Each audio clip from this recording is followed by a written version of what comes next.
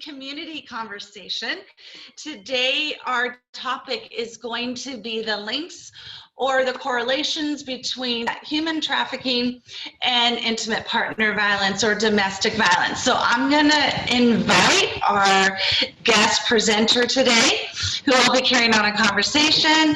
Andrea, if you can go ahead and turn on your camera so that they can go ahead and join us, and unmute yourself as well. Perfect. Okay, great. Let me go ahead and do just a little bit of housekeeping. So what this is going to look like is we're going to be discussing just over the course of about the next 50 minutes.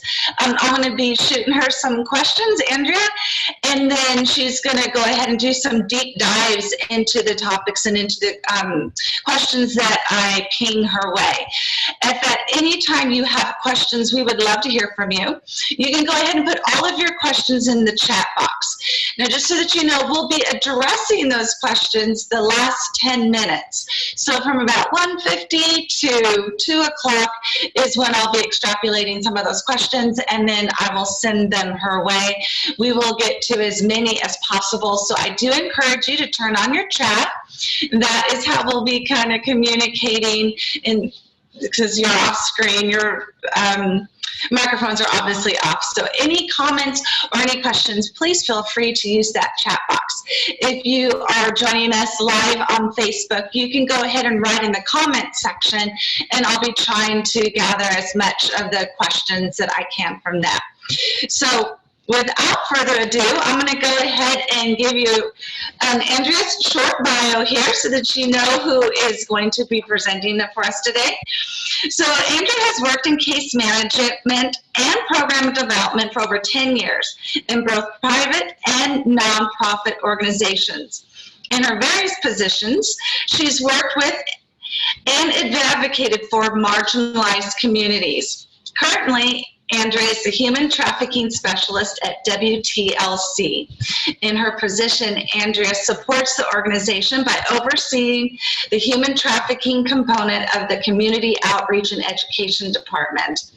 Andrea collaborates with other departments and agencies to cooperate and implement appropriate trauma-informed service plans for survivors based on assessment of needs and safety. She participates in various collaboratives, roundtables, and committees in Orange, San Diego, and Los Angeles counties, and works with the community by providing awareness and education to help individuals and families escape the depths of domestic violence and exploitation.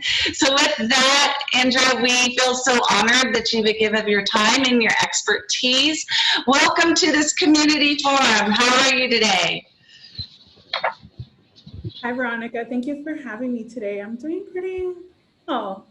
You're doing good. Okay, perfect. Well. I'm going to go ahead and just dive in head first. So the first question is, can you provide an overview of the dynamics of domestic violence and human trafficking? Just give us a really good umbrella for what we're going to be talking about. Yeah, so there is a lot of intersections between domestic violence and human trafficking, but there are a couple of differences. Today we are going to focus more on those similarities, and we're going to start off with those definitions of what each one is. I think in your previous conversation, you did go over a little bit about what domestic violence was and how that is a pattern of behaviors to control or to have power and control over one person towards another, so an intimate partner towards another. And with human trafficking, it's very similar.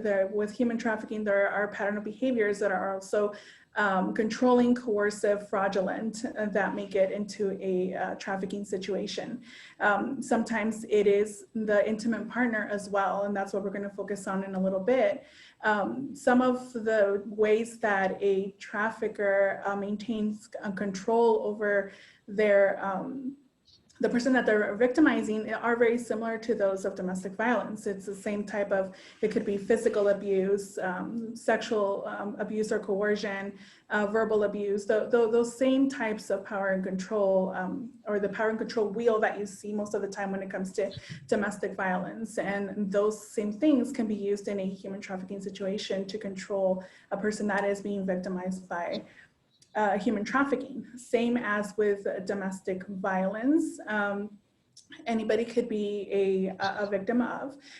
It doesn't target a specific gender, a specific person, a specific background. Although with human trafficking, a lot of the times there is more of a young recruitment aspect to that. And we're going to talk about that a little bit more later on. So that's just a brief overview. So before we even go to the next question, when you said about the young recruitment, what is the average age of that a person gets trafficked in the U.S.? It is about 12 to 15 years of age. So most of the time, the junior high school age, where a trafficker or a recruiter, those are two different things. A trafficker and a recruiter are targeting a vulnerable population. So that's what they're looking for. They're looking for what kind of vulnerability can I exploit from this person. And most of the time, that young person between the ages of 12 and 15 have more vulnerabilities that a trafficker or recruiter target and can exploit. Okay, and what are some of those vulnerabilities? What are they looking for? So a recruiter versus a trafficker, the recruiter is going to be the one who does the grooming, I suspect, the one who kind of sends out the hook and then catches them and then will get them over to the trafficker. Is that correct? That can be correct. And a lot of the times the trafficker can be the recruiter as well, or the trafficker can be the one that is doing the grooming. So maybe there is another person that's doing the recruitment, which would mean being vigilant about who to target and figuring out what this person has, what vulnerabilities that can be exploited, and maybe introduce that person being victimized or targeted to the trafficker, and then the trafficker comes in being more of that groomer. And a lot of the times that trafficker will pose as a boyfriend, girlfriend, more of a personal or intimate relationship to that person that they are targeting.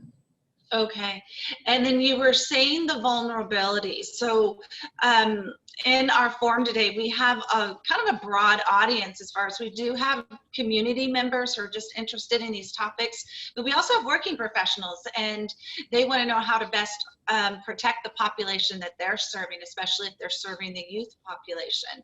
So what vulnerabilities are either the recruiters or the traffickers really seeking out to know that they would be an easy target? So the more common vulnerabilities, again, it's any vulnerability that can be exploited, but the most common ones would be things like poverty or history of abuse. When there is already history of abuse and within a person, that makes them more of a target or more at risk, which if that youth is growing up in a household where it's not the safest, it's not the healthiest, then they are going to be a target, because a lot of the times there is emotional neglect. And with that emotional neglect, then comes in the trafficker acting as what we call a Romeo trafficker, pretending to be the caring boyfriend, and trying to satisfy that need or that emotional need that youth may have. A little bit more of the vulnerabilities would be if there was already some sort of drug dependency, or if there is instability when it comes to shelter. So if that person doesn't have a stable living conditions, then that could become a factor. And that actually can become a factor not just with the youth, but with adults as well, because adults can be recruited and trafficked as well, especially when it comes to that labor trafficking situations. And so people that are displaced from their homes become targeted, because they become more at risk. And when it comes to minors and children, the LGBTQ population a lot of the times doesn't have a safe place to sleep or to live, whether they got kicked out of home for coming out to the family, or they don't feel comfortable, or they're not safe at home, and they become runaways. So when they do become runaways, then on the streets, they can get recruited and targeted to be trafficked. A lot of the foster care or runaway youth will also become targeted by traffickers and recruiters. And a lot of the times, about 90% of runaways will be approached by a trafficker within 24 hours of them running away from home, whether that's a foster home or their home. Okay, and if they are runaways, then where are they found? I mean, do the traffickers kind of look at bus stops or train stations? Just anybody who's out after dark, after 11 p.m. or wherever, where do they look for those runaways? All the places that you just mentioned, yes, those are all common places. When there is a runaway, the streets become the most common place. So places where youth congregates. So a known place where the youth go that become homeless, or libraries, public places, public malls, wherever there's a large group of youth. Right now, because we are most of the time sheltering in place, or we have limited access to the outside, there is more of that recruitment going on online. So even before COVID and our sheltering in place, 3 out of 4 youth were being recruited online. So on social media platforms, the recruiters were using to target those vulnerable, and then private messaging them to try and recruit them for either a relationship or labor services or sexual favors. Okay, excellent information.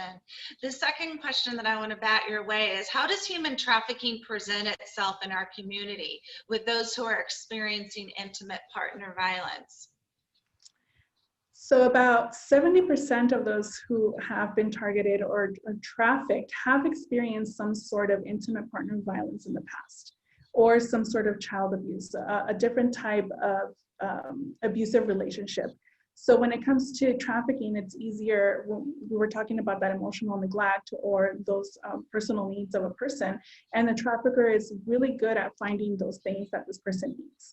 So a lot of the times, if there was already a previous relationship that was not as healthy as it could have been, then the trafficker comes in pretending that they can offer something better, or targeting that already vulnerable person into a relationship or a more will present as a healthier relationship to this person. I can offer you what this other person can't. And then it becomes more of an exploitation once that grooming process starts and develops. When it comes to intimate partner violence, that is a major contributing factor for human trafficking, and it will increase that risk factor also, because a lot of the times a person that has gone through intimate partner violence is already also experiencing some sort of economic instability. They're already being isolated from their support system, and that's something that these two things have in common, the isolation and that grooming process. And it will ultimately, when it can cause displacement, again, of their home, like we mentioned earlier, and then the trafficker comes in trying to offer maybe a more stable living situation. Okay, so I think you've really outlined excellently what the grooming process would look like, maybe for youth or for older. So they're going to come in as a boyfriend or a caretaker, maybe with gifts, and create that relationship and that trust.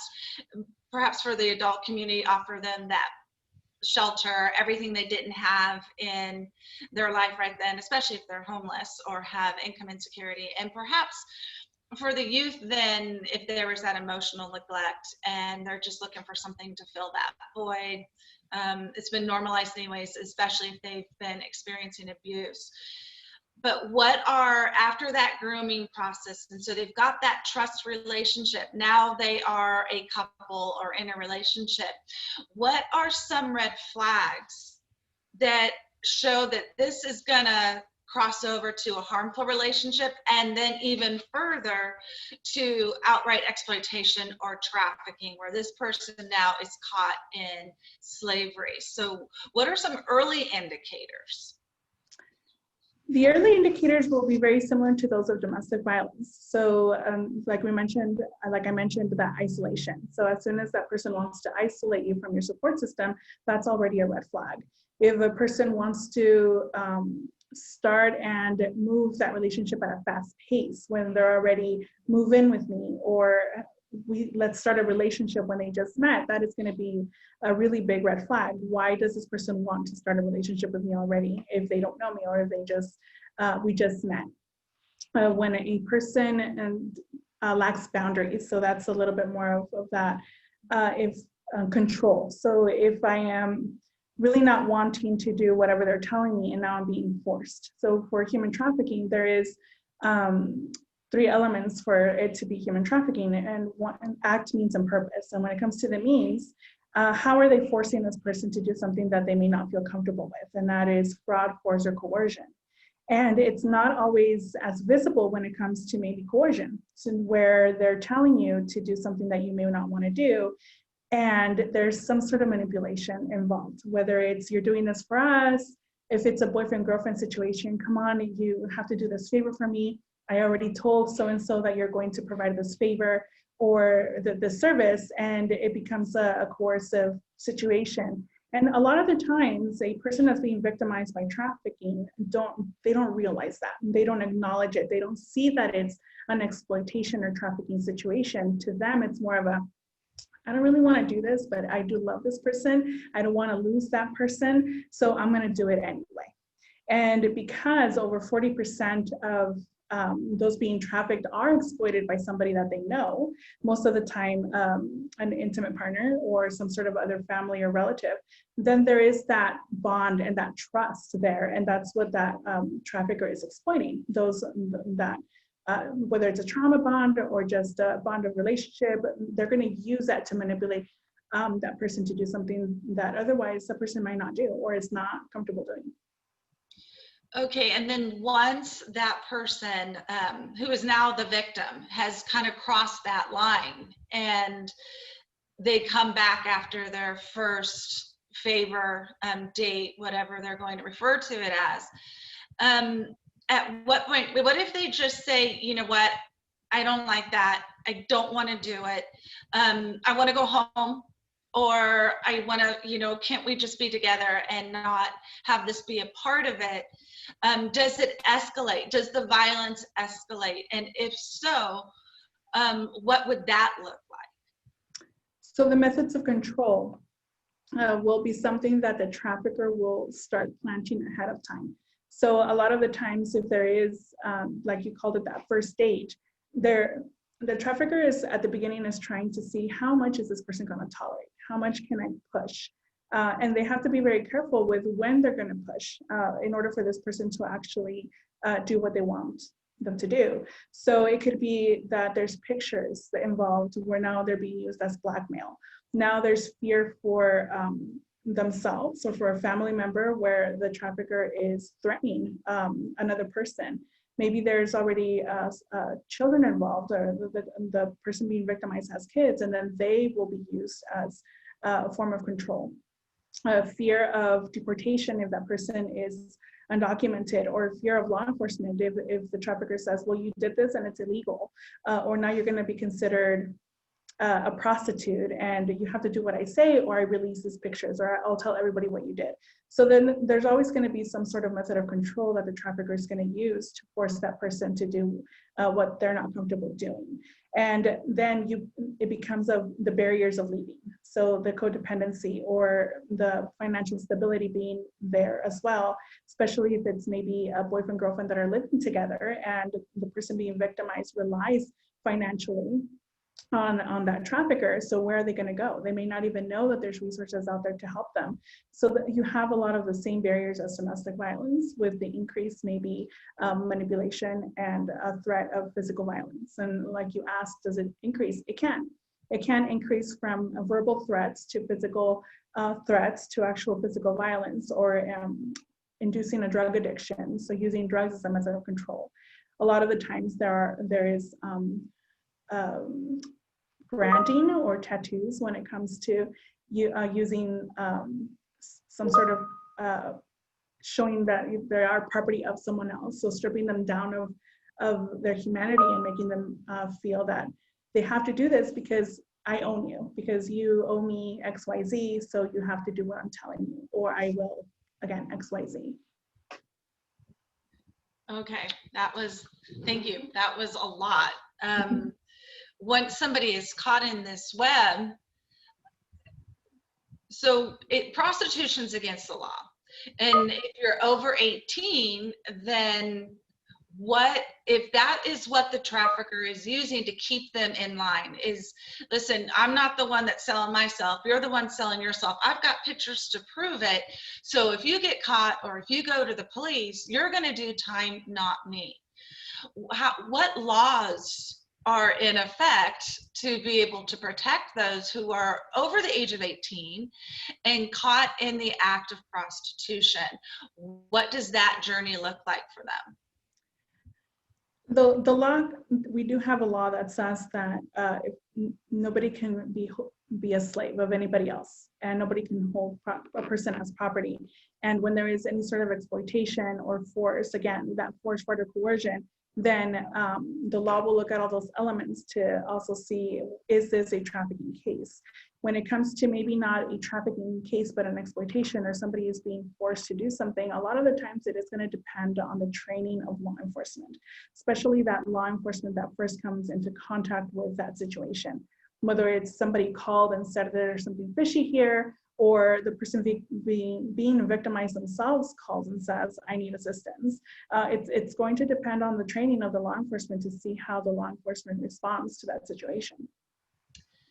So you have already indicated that the people, the victims, as we would refer to them as victims, that are caught into this, as far as they're concerned, they're in a relationship. They might not even see that it's a relationship gone bad. They're in a relationship, and perhaps in their mind, they're thinking that, you know, hey, I'm just helping to support the family. It's the least that I can do.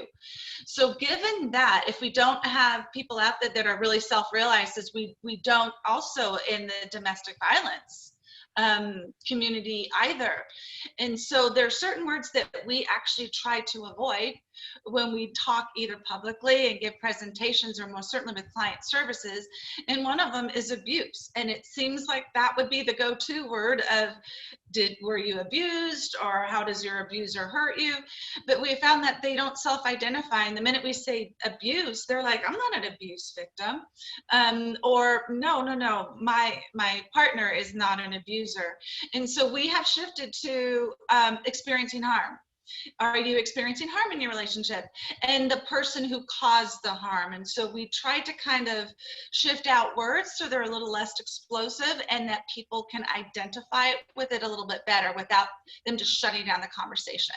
Does that go for human trafficking?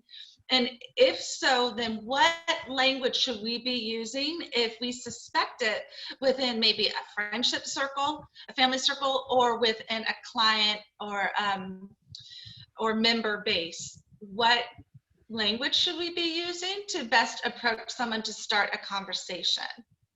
Yeah, language that we do want to stay away from, especially we are service providers or first responders, is that word rescue.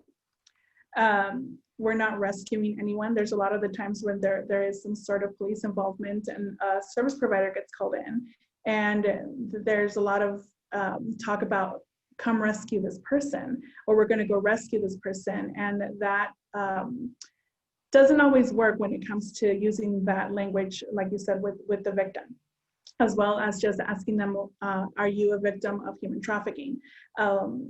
The word victim doesn't work for them, and the word human trafficking doesn't work for them. Sometimes they don't even understand what that means.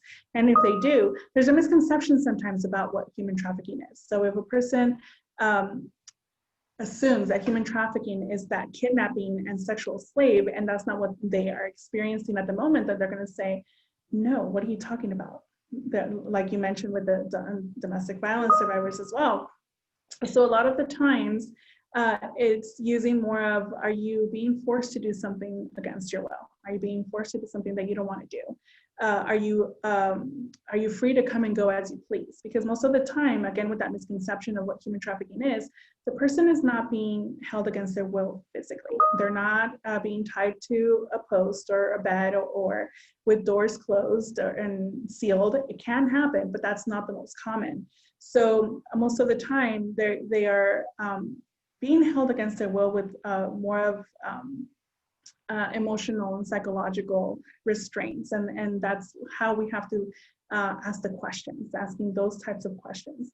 When it comes to service providers, it's a good idea to have some sort of protocol or some sort of assessment tool. What are we going to ask if we feel that this person may be exploited or they're doing something against their will?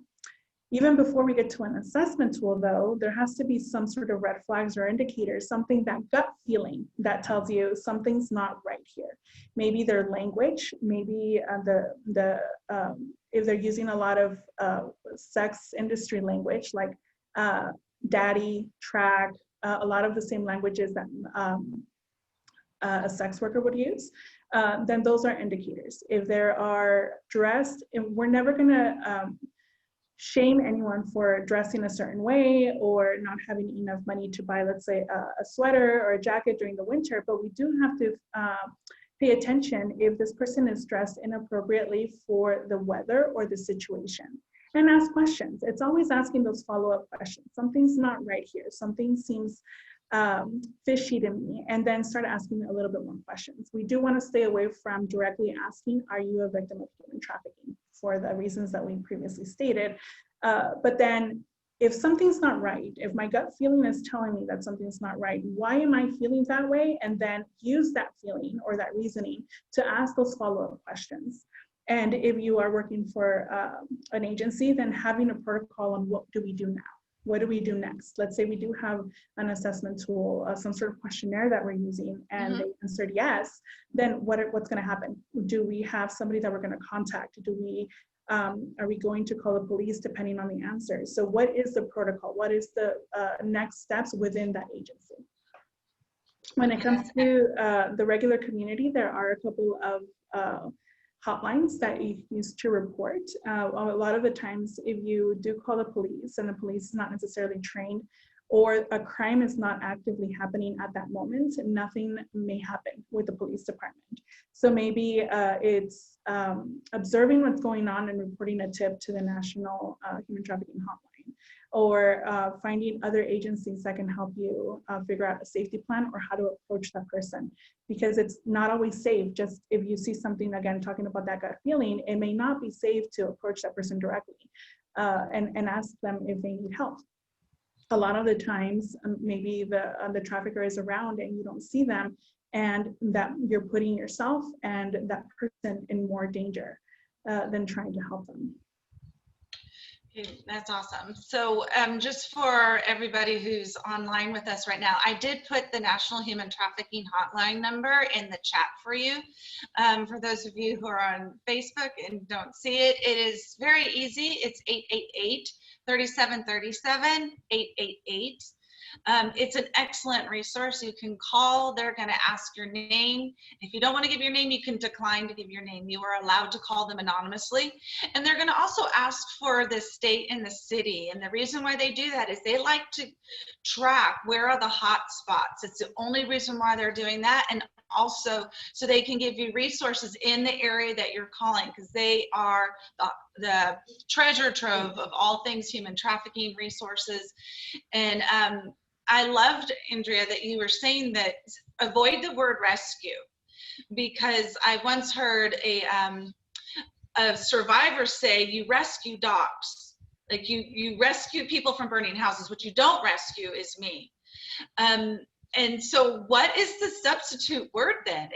If you're kind of in the space of victim services and you come across kind of this intersection where, let's say it's even the Boys and Girls Club, the YMCA, where you're working with youth school teachers, and they start to see kind of this exhibiting behaviors within, maybe it's a young girl and she now is starting to dress provocatively. She's now kind of throwing cash around and inviting her friends to a party that weekend.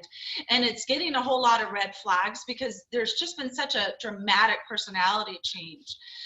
In that situation, and she starts bragging about her older boyfriend, and he bought me this, he bought me that, and he's got lots of friends and I can introduce you.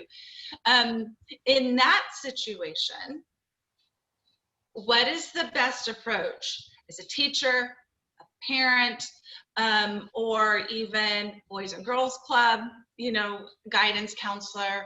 How do you begin that conversation with that youngster who's in this amazing relationship as far as they're concerned? That is going to take a lot of critical thinking and a lot of training with trauma-informed care as well. So ultimately, we want to word things and talk to that person that we think might be in a trafficking situation, coming to their level and using words and language that they use as well. So for example, when you're asking about a teenager at school, if you ask them again, those direct questions are you being trafficked? Are you being exploited? That's not going to work. So you're going to kind of have to figure out this person, this particular student, have there been issues before, or grades, if it's a teacher that kind of sees that behavior change, that teacher knows that person, that student, their behavior, and why they think this person is in trouble, and then using that to ask more questions. So it's not going to be questions regarding trafficking or exploitation. It's going to be more questions about, I noticed your grades dropped. Can you tell me what's going on at home? Sometimes you see, or the teacher notices that the student is absent on Mondays and Fridays. So then a teacher can ask, is everything okay at home? Why are you being absent? Or checking to make sure that their absence letter or excuse is valid. A lot of the times it's signed by somebody else. So depending on what you are identifying or what you're observing, those are the types of questions that you're going to ask. Why do you feel that this particular behavior is problematic? And then ask that question. We do have to analyze if calling the parents or talking to the parents is appropriate in those situations when there's a minor involved, whether it's at school, at an after-school program, public libraries, because a lot of the times, again, with over 40%, that a minor is being trafficked by a family member. Sometimes it is the parent. So if you do call and ask the parent, hey, I've noticed excess money, I've noticed 2 phones, I've noticed whatever it is that you've noticed, and if they're the ones causing the harm, then you just gave them kind of a heads up that you've noticed. So we have to figure out and analyze if calling the parent is the best situation at that time. If we do notice that the student's behavior is inappropriate for their age, then at that point, maybe there's already protocols in place to report it, because at that point it can become a mandated reporting situation if the teacher feels that student is in danger at home. Okay, that's awesome.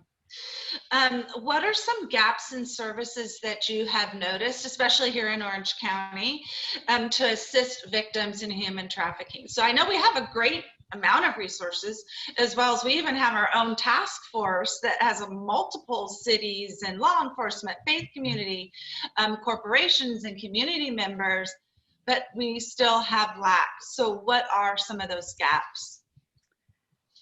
Most of the time, that gap in service will start with shelter. Shelter for those that are trying to leave the situation. A lot of the times, especially here at WTLC, a lot of our human trafficking survivors have been out of that situation for weeks or months or sometimes even years, but based on what happened, now they're needing assistance. And there's a lot of times where maybe other programs or other shelters may not take them because they're not actively fleeing a situation, or there's times that they need to be certified as a survivor, or that they experience human trafficking by law enforcement or some other agency. And a lot of the times the survivor doesn't have that type of certification. So finding an agency that will just take self-identified as survivors is sometimes tricky. Right now with COVID, a lot of the shelters either are not taking new intakes, or there's long waiting period or wait list, or there's no availability. So then what now? Then we've had to figure out what other resources do we have, or what other resources does the county have in order to help a survivor of trafficking and exploitation. There are a lot of programs for young adults, so 18 to 24, 25, and then once they reach 25, then it's a little bit more difficult to find resources as well in the county. And there's very little human trafficking specific or anti-human trafficking specific programs. So although there is a lot of overlap between domestic violence and human trafficking, they're also different when it comes to the effects and the services that they may need. So sometimes sending them to a domestic violence place or a homeless or sexual assault specific agency doesn't always work, because there has to be a little bit more knowledge on the staff and the situation in order to provide those specific services. So a lot of the times, because the staff of different agencies aren't trained on human trafficking and the effects of trafficking and just what it is really, then we're causing a disservice to that person. We're not providing the specific service that that person may need, that that survivor may need. So a lot of education, when it comes to gap in services, there's a lot of lack in knowledge by other agencies about what is human trafficking and how to best help somebody that has gone through that type of trauma. So what services and resources are available in Orange County? So we have definitely a lack of beds or shelter. I know that the Salvation Army has a designated center. I don't know their bed availability on any ongoing basis. And then it's just like any other shelter or residential care. It's usually divided up from 18 and older, like you said, that 18 to 25. And then because minors are an entirely different ball of wax. So not just residential, but other services that are available in Orange County. Will depend on the service that they're looking for. Like you mentioned, the task force, the Orange County Human Trafficking Task Force, it has a lot of information on referring out to whatever service that person is in need of. There are a couple of mental health agencies that can provide mental health assistance for survivors of any type of crime, any type of violence, or any type of trauma. Here at WTLC, we have a little bit more of a holistic approach where we are able to provide all services or a list of services that are specifically tailored for that survivor. So we do have the shelter, we have an emergency shelter, and we have more of a long-term or transitional shelter, and mental health assistance, whether it's individual therapy. Support groups are a big one, where a survivor may just want to talk to somebody else about their experience, or they may feel that they're the only one. So a human trafficking specific group is valuable to a survivor of trafficking. And there are a couple of places that offer support groups. Casa de la Familia being one of them as well, and I'm sure there are others. We work a little closer with Casa de la Familia, so I know that they do have a couple of support groups. And then here at WTLC, we also have legal advocates that can help with any assistance or even emotional support when it comes to going to court, whether it's trafficking legal issue or another issue that comes from the fact that they were trafficked. So WTLC provides a lot of services for survivors. And when you do call either WTLC or the trafficking hotline, we are able to connect to other services that may not be specifically for human trafficking survivors, but at least can assist with some of those needs. Yeah, and I'm glad that you said that there needs to be designation when it comes to that aftercare for trafficking survivors. They don't necessarily do well if you just thrust them into a general class or support group. And I kind of equate it to vet services, like VA services, where they are battle weary, they have PTSD. So when they come back home from the front lines, they are given very specialized care because they've experienced part of this human brokenness and condition that the rest of the population can't even begin to imagine. It's the same with that trafficking victim or that survivor. They have also been thrown into the front lines. They have seen and experienced levels of trauma that no one else has.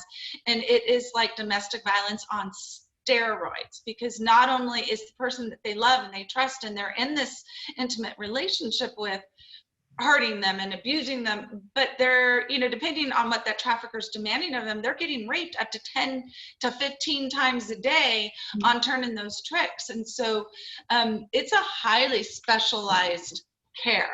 don't you think? Yes, like I said, when we are sending them to an agency, whoever, like a school or Boys and Girls Club or any other agency that's going to refer out a human trafficking survivor, it's a good idea to vet where are we sending them to. Is this agency knowledgeable about trafficking? Do they receive any sort of training? Do they know how to provide specific services? Or at least have they been trained on trauma-informed care, on effects of trauma and things like that, because they do require more care when it comes to trauma. Like you said, it's like domestic violence on steroids. So the trafficking survivor has gone through domestic violence, has gone through sexual assault. And again, maybe they went through child neglect, child abuse. So it's all these complex trauma that they already have. And if we're sending them to an agency that does not have experience with that, then maybe we're going to be causing more harm instead of trying to help that survivor. Yeah. Someone wrote in the chat box, and thank you for doing that, the Orangewood Foundation. They are also an excellent resource here in Orange County. They also now have an aftercare home called the Lighthouse. And I believe that is also for adults, so it's 18 to 25. As you say, the cap usually is always about at that 25-year-old. So that's also an excellent resource. And like you said, WTLC has a whole department that's really dedicated to this as well, as so necessary. Okay, so when it comes to prevention, because we want to stop this before it happens. I mean, the amount of trauma and aftercare that is required, and it's a lifetime journey now for this individual. It's something that's going to be with them for a lifetime. Not that they won't have a thriving life, and it's going to be part of their story, but something that should never happen to begin with. So what prevention strategies do you recommend for after-school programs, schools, and even amongst parents? We need to get the parents on board with this. Yes, so preventing human trafficking starts at home. And it starts with having healthy relationships at home.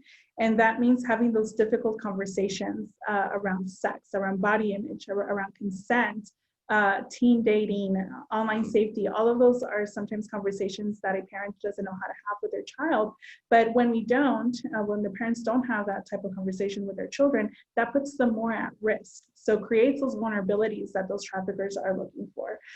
For example, if we are creating shame around body image, around sex, around teen dating, and then that teenager may feel that they can't come to a parent if something else happens. If we're not talking to the children about consent at any age, consent has to start very young. It starts with telling the children the correct body parts, the name of their body parts, to maybe I don't want a kiss from grandma today, or maybe I don't want a hug from mom today. And those things are going to create comfort on that child to say yes, say no when they don't want something being done to their bodies. And then it's going to create that comfort and confidence to come to the parent if something is happening. If somebody does come and tries to recruit them or to groom them, then that child can feel comfortable going to mom and dad or another caregiver saying, hey, this is happening. So it's decreasing those vulnerabilities. So including right now, again, with COVID, a lot of us are more online. So having that conversation about what is appropriate and not appropriate to share online. Because again, the traffickers are looking for those vulnerabilities or in that emotional neglect. If a child goes online and says, I hate my mom, she never lets me XYZ, that's what the trafficker is looking for, or that recruiter. And that's when that trafficker is going to go and say, don't worry, I get you. I can help you with this, or why don't you just like come over? And that's where that taking advantage of that situation happens, and that grooming starts. So by preventing human trafficking will start at home with those difficult conversations. It doesn't just it's not going to stop just by looking at the problem when it exists. So at home, with schools, also knowing what's happening to see those red flags that we mentioned earlier, and having those protocols. So if you are a teacher and you're working for a school, ask your school administrators, ask your school district, what are our protocols? How do we handle this? Obviously, there's protocols on mandated reporting. But then is it different if it's going to be a human trafficking situation? If I think that this student is being exploited at home, then what do we do then? So having those conversations, if you're a parent, having those conversations with the school as well, knowing that maybe I didn't catch something that was happening with my child, but if a teacher does, what are they going to do? Are they going to inform me? Are they going to inform social services before they come to me? So everybody knowing what everybody else is doing and spreading that awareness, spreading that I mentioned earlier, there's a lot of misconceptions on what human trafficking is. And when we have misconceptions, we are causing a disservice to how to prevent it and to survivors as well, because we don't catch when something is happening. So knowing what it is, knowing those red flags and indicators and spreading that awareness, telling people how to report it or where to report it, or if you see something, say something kind of situation will become very important as well. Okay, thank you. And I invite the community now to feel free to go ahead and put your questions. We're going to be addressing those in just about the next 4 minutes. So feel free to load up the chat box and I will go ahead and take questions from there. And if not, I got a whole host of questions as well. Another intersection about like teen dating violence or intimate partner violence as it pertains to adults, where there is so much commonality, and that is both men, women, boys, girls can be victims, and they can be on the receiving end of the violence. And like you said, it crosses over to the LGBTQ community.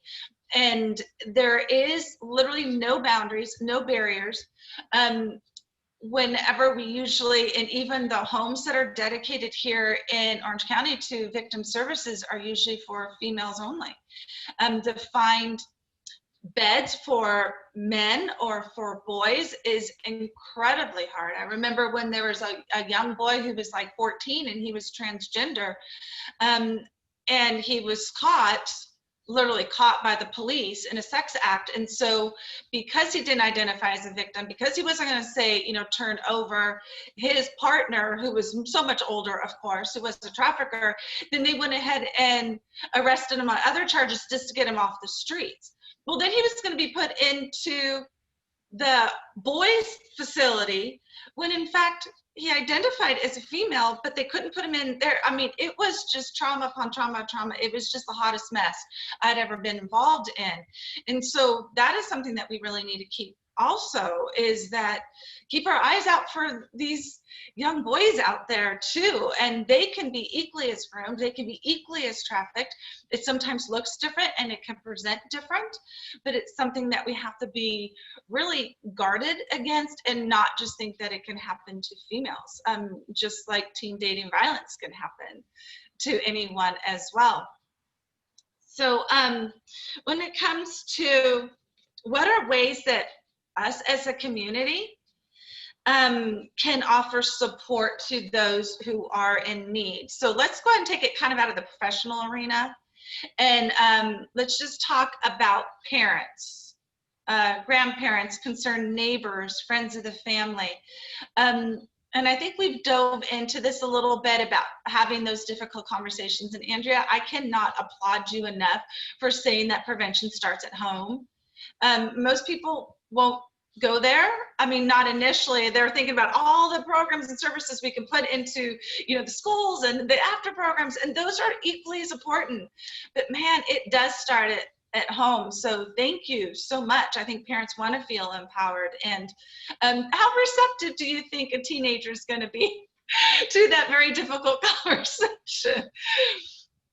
So teenagers are already having this conversation. Teenagers already know that this problem exists.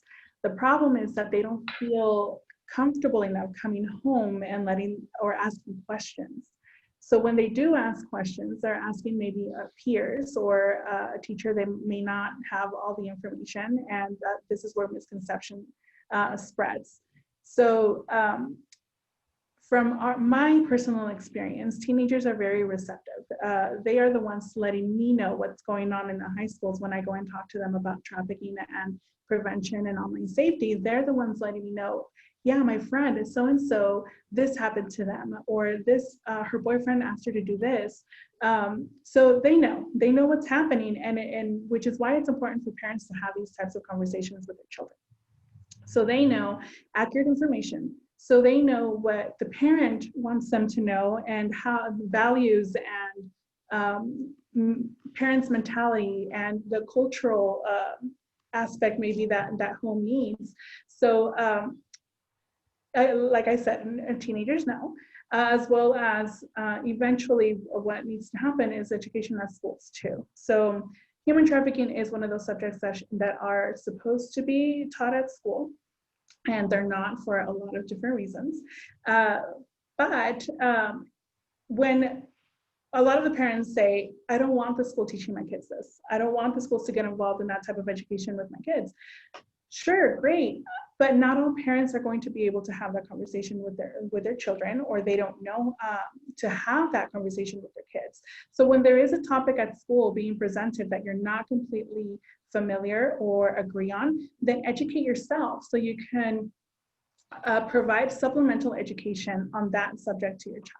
So they can come home and then you can add to that whatever it is that you need them to know, or letting them know, hey, I don't agree with what school was said today, but let's have a conversation about it. And again, it starts at home with healthy conversations, healthy relationships between child and parent. And this is going to go on forever with the kids. It starts when they're young, and it continues when they're in high school, and maybe continues when they're in college, because even college kids are being recruited. They are also at risk. Again, if a trafficker is looking for that vulnerability, a college student has a lot of vulnerabilities.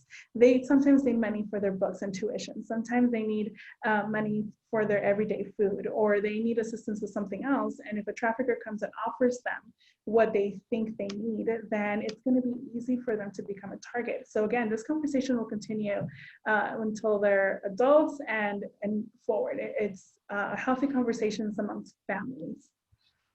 Yes, I did. Laura's House does have a human trafficking curriculum that goes into the middle schools and high schools, and usually the school will send out kind of that disclaimer, and where the child can be pulled from that segment. It is totally age appropriate.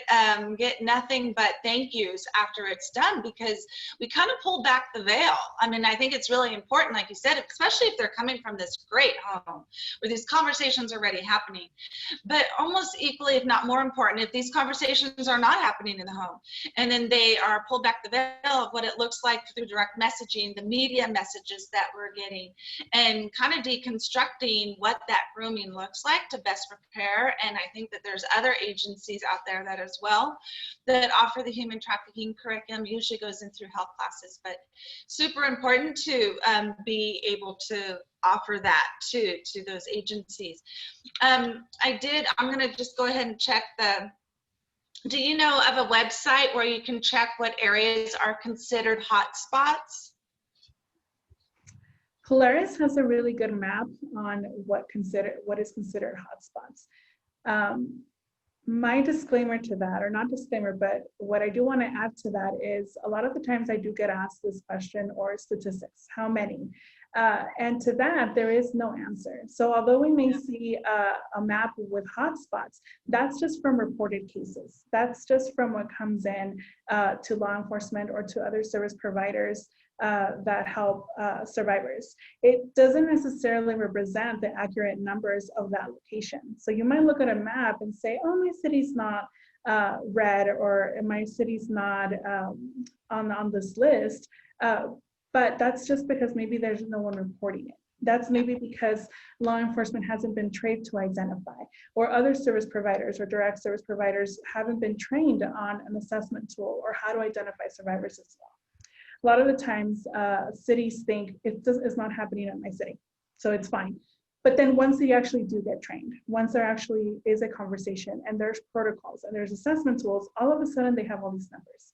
And a lot of the times the community will say, well, what happened? All of a sudden we have all these trafficking survivors, and they're here because you talked about it in XYZ meeting. It's not necessarily like that. We have those numbers now where we didn't have them before, because now we have the awareness and the know-how on how to assess and how to identify the victims and survivors that are in the cities. So when I do get asked about statistics, I always say, Google it, figure out your numbers, but always question those numbers. Where are they coming from? What is the purpose of the study? What is the purpose of these numbers? How accurate or valid are they really?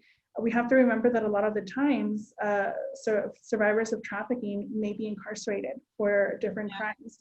Those don't get counted.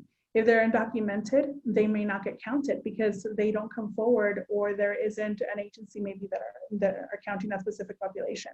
So again, when you look at numbers, always question those numbers. That's awesome. Yes. So like you said, the Polaris is an excellent site, the National Human Trafficking Resource Center. .com. These are .coms, not .govs. They do work directly with our government. They extrapolate those numbers for our trafficking in persons report. But excellent resources there. And just kind of a little 411 is California is the #1 state in all of the US for reported human trafficking cases. We're the #1. We have so many reported cases that we almost outnumber the second and third highest states combined, with Orange County being beyond a hot spot. So this is so relevant to have this conversation. We probably only have a couple minutes for these questions, so I'm going to try to get as many in. Okay, so how about if someone suffered domestic abuse years ago but never had any kind of help? That person just ran away from the abuser and started her life all over again with lots of fears, insecurities, inner hate, and not trusting others. So I think what the question is that person at risk, even though she has separated from a relationship that was years ago, but still has the lasting effects? So is she at high risk?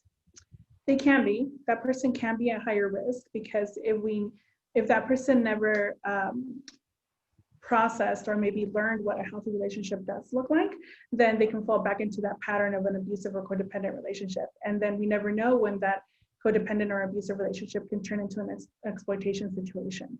So regardless of when an abuse happened in domestic violence or trafficking, it's never too late to receive assistance, whether it's going to be mental health assistance, whether it's going to be empowerment programs that I know Laura's House and WTLC have.